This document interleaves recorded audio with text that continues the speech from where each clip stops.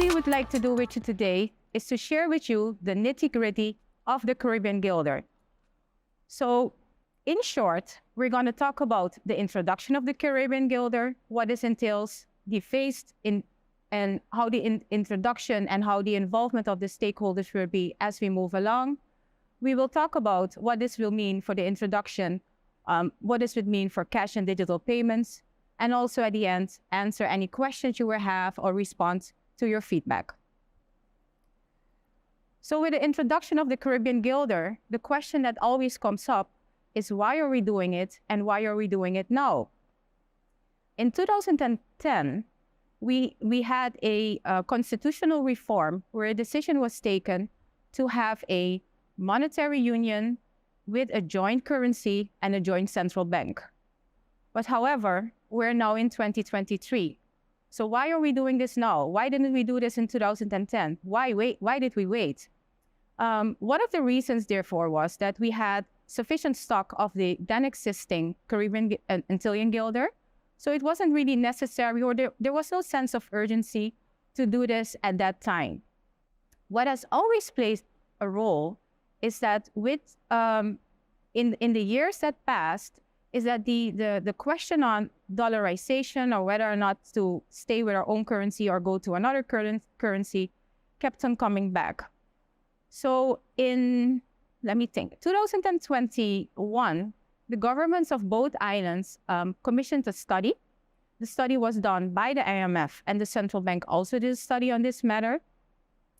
And the outcome of the study was that it was done that we will proceed with our currency and will not go over to any other currency. With that being said, also, the Caribbean Guilder has several limitations. Apologies. The Antillean Guilder has several limitations at the moment. And those limitations could mean that there is a decrease or erosion in the trust that there is in the Antillean Guilder at the moment. And with that being said, there will also be a lack of trust into the safety and the efficiency of our payment systems. One of the things that we have to take into account that the Netherlands Antillean Guilder refers to a country that no longer insists. I spoke about a constitutional reform. The intention was to introduce a Caribbean Guilder at that time. What also played is that the security features that we currently have are severely outdated. The last time that we updated our banknote was in 1998. We are now in 2023, so that's about 25 years where we have not done any updates on our currency. With the updates and with the advancement of technology, it's common that banknotes are updated approximately every 7 to 10 years. So as it is now, we have missed 2 cycles, and it's about time that we go over to a new and updated currency. What also plays a factor is that the substrates or the banknote papers that we use is not readily available. To top that off, even for the coins, the alloy or the mix of materials that is used is not available as well. So we face challenges in getting the right material to print and mint the correct banknotes and coins. Additionally, if specifically as we're looking at the banknotes, we see that our printer, Johan Enschede, that we used prior, doesn't even print banknotes anymore. So that means that we would have to look for another banknote printer. And that banknote printer, the ones that we tried, the ones that we've spoken to have indicated with the banknote that you have at the moment, we cannot do that. We would have to make updates. So if we have to do updates when you're dealing with a currency for a country that no longer exists, we might as well go over to a new currency right away. So that is what we decided to do. So additionally, I spoke about that we had sufficient stock in 2010, and in the years that follows, we were able to reprint and reorder in the years thereafter. That is not an option anymore. So the stock that we have for the banknotes and the coins is depleting to a level that we are now at a point that there is no time to wait. We have to do this, and we have to do this now. So if I talk about timing, why are we doing it? Why are we doing it now? Is the timing right? Yes, it's right. We have to do it, and we have to do it now.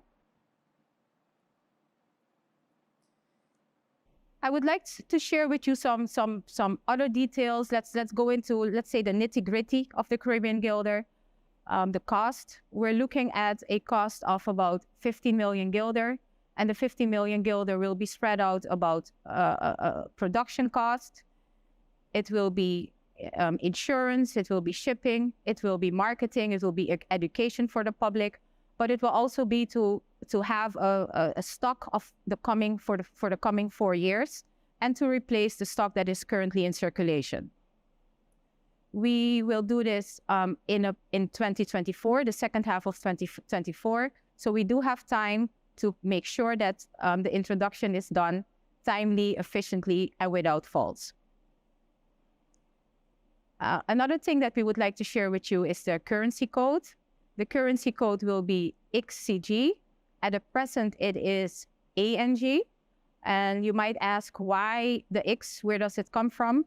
The currency body that decides this says that when you're dealing with a currency code, with a currency that is shared between two different countries, it has to start with an X. Normally, it would start with the first letter of a country. So in Antillian Guilders, it was an A. But of course, we now have Curacao and St. Martin.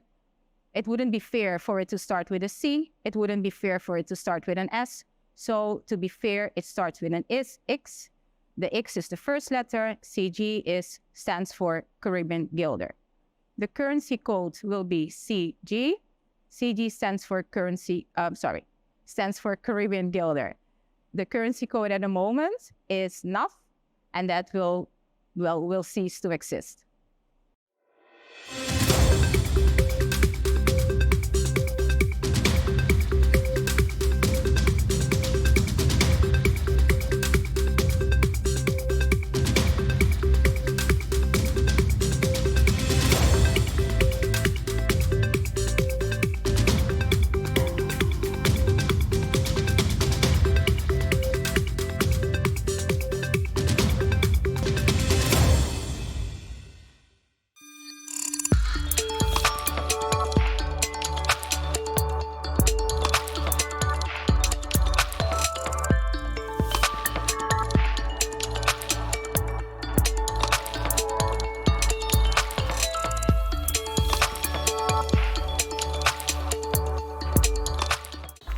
RBC, we know the roles you have to play can change quickly. Whether it's a homeowner, a new parent, today's head chef, salesperson of the month, or the family chauffeur.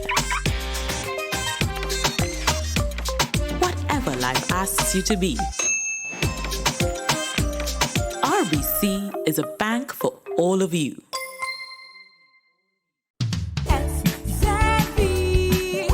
Social and health insurance is your social and health insurances. Are you SXM insured? Do you have a valid medical insurance status? SXM is cardless. Request your My SXM account today and enter the virtual office of SXM. Go to sxv.sx and sign up now. SXM, yeah. Your social and health insurances.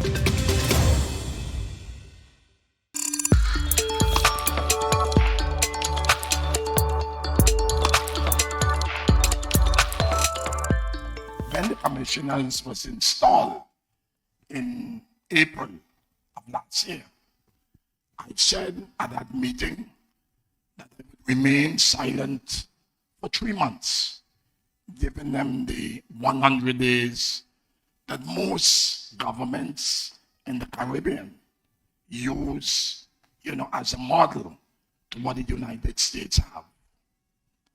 Unfortunately, it is 3 months, 9 months later, we are here in the Island Council presenting the governing program.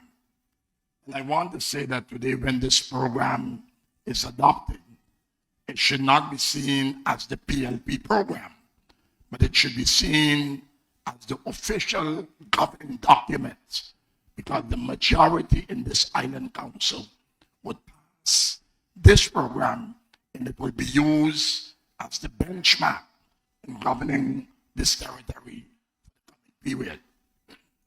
This program is an extension of what was presented and adopted in 2015.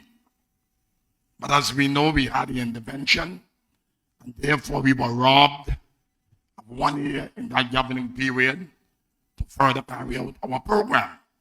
And then we had a period of time that we were not in government. Even when we returned to the Island Council in 2020, the Island Council did not have the authority and the power to appoint commissioners and even to enact laws and to ensure that programs and policies were put in place. But thank God that we have reached to this point where we have a normalcy in government, with the exception, I should say, of our appointed governor to work with members, the other 2 members of the Executive Council, in carrying out this program. And I want to say, as was said before, that this program would be used as the benchmark as to the vision that this majority party would want to carry out for the coming period. I have said before, I get too much of the impression that we look at Holland for everything. And I'm not standing here this morning to suggest that we should not work with them, because as long as we are part of the Dutch Kingdom, and especially in the status that we have at this point in time, we are duly bound to work with them. But I would hope that with this program, there would be no more excuses. I don't want to hear in the future that the government commissioner blocking this, the island secretary is blocking this, or we don't know what the party wants. This is now the official benchmark that the 2 commissioners in the Executive Council would use in the execution of the mandate that was given to them by the majority of the Island Council. I heard the political leader of the government and the majority leader and the leader of the PLP alluded to some of the responsibilities that Holland have at its point in time. And she's right.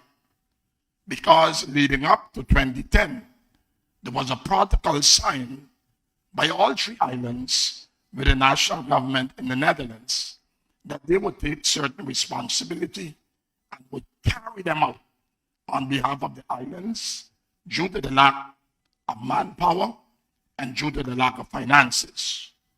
But in that protocol, it was also agreed that this would be for a certain period, and the national government will work with the local government to ensure that we get the right, competent team, staff, and even upgrade those, what we have at this point in time, to the level that will be able to work and effectively help the Executive Council and the Island Council to carry out the responsibilities as entrusted in the law to them.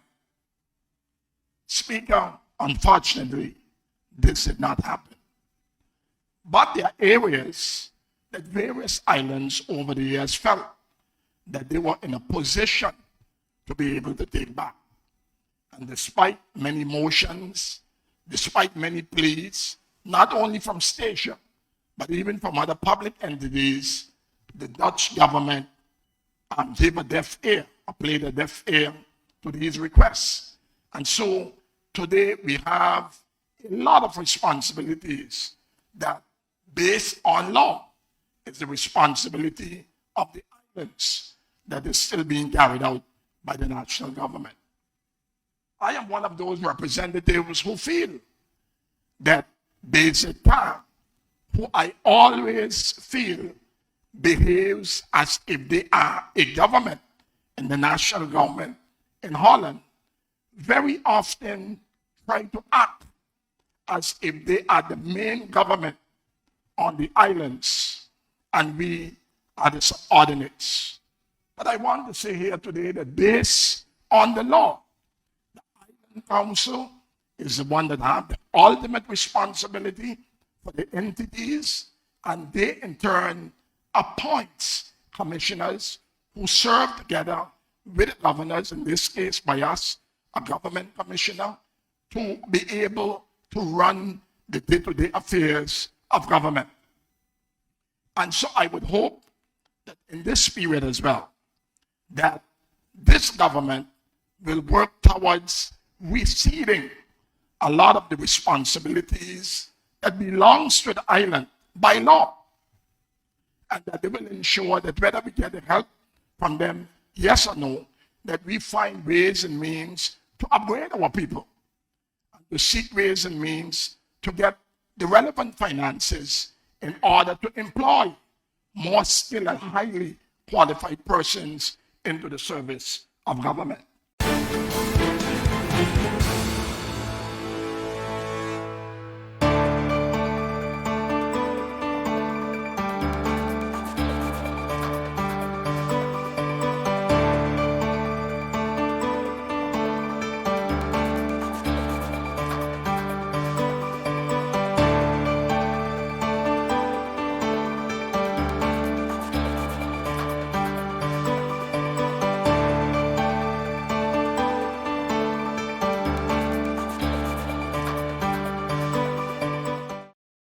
SXM, your social and health insurance. SXM, your social and health insurances. Are you SXV insured? Do you have a valid medical insurance status? SXV is cardless. Request your My SXV account today and enter the virtual office of SXV. Go to sxv.sx and sign up now. SXM, yeah, your social and health insurances. At RBC, we know the roles you have to play can change quickly. Whether it's a homeowner, a new parent, today's head chef, salesperson of the month, or the family chauffeur. Whatever life asks you to be, RBC is a bank for all of you.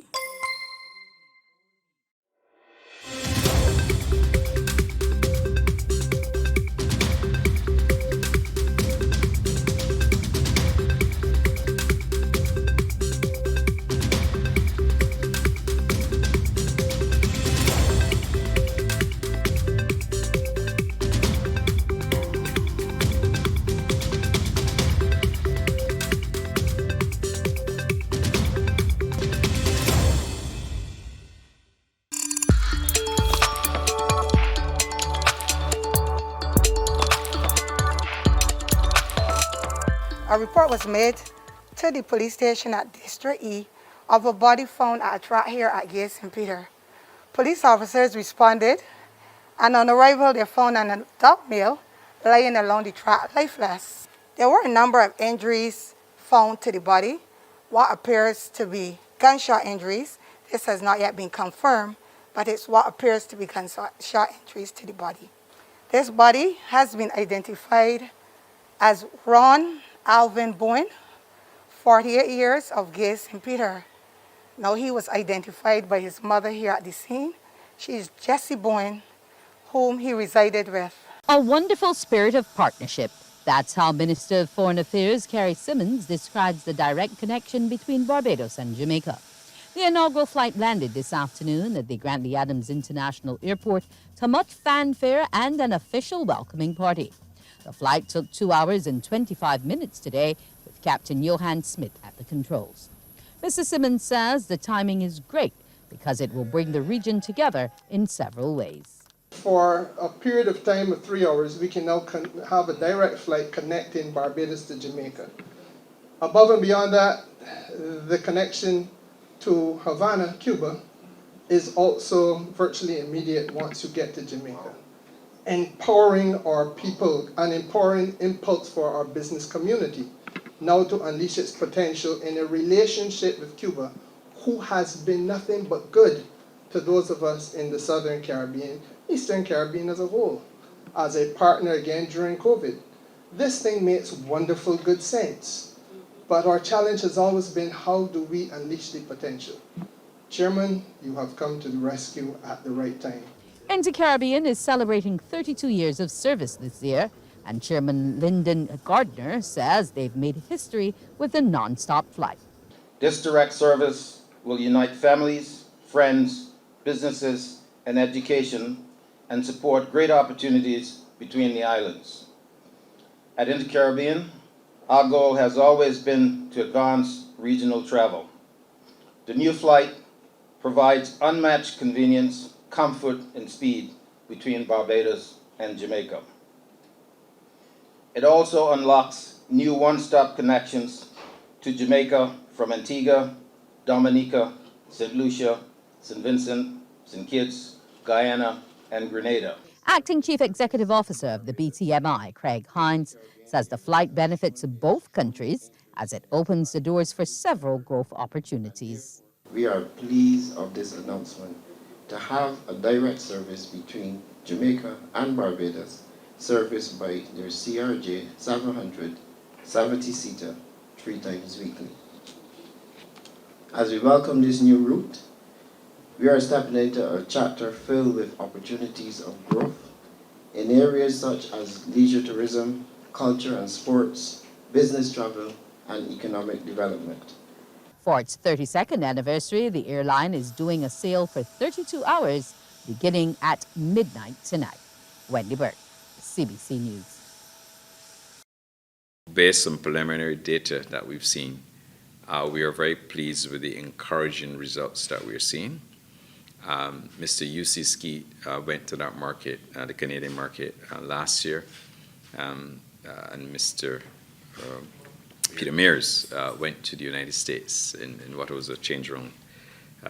I can assure you that Mr. Ski and the entire team within the Canadian office, that they are working exceptionally hard to achieve some results. And as I indicated, based on preliminary data that I saw for January, this is borne out. And I must also say that at the appropriate time, we will have further announcements to make in respect of the Canadian market.